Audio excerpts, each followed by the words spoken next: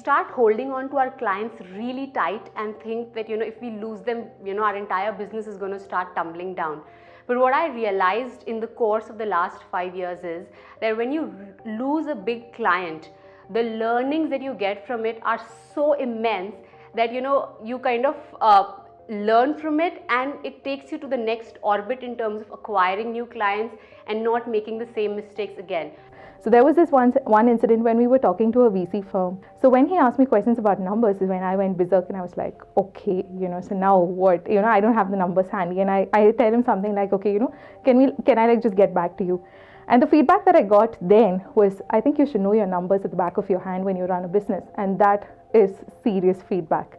So ever since that date when VCs ask us questions, I think we prepare to an extent that we have our answers at the back of our hand rather than having to refer to material.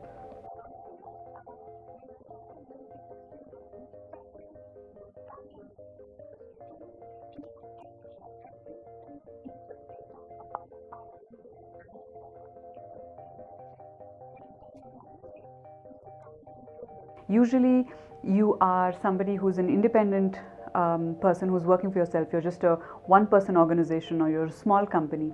And what is it that these companies usually lack, or these entrepreneurs usually lack?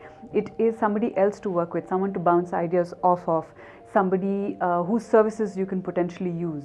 So the very essence of a co-working space is that all individuals get together and you're able to actually have an extended office even without working with people.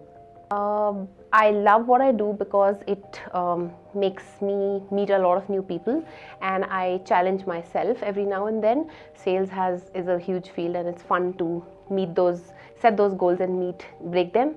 And then I also have these new experiences which I love. So that is the part of the job that I love a lot. Though we did capture email IDs of all those people who came in for the launch, but post that, for some events we did, and for some events we did miss out. And it really hits us now, because it's also important to reach out to them online rather than just meeting them offline for events. So that email IDs missed was a big mistake, which we are correcting now, but that is something which we should have thought about it earlier.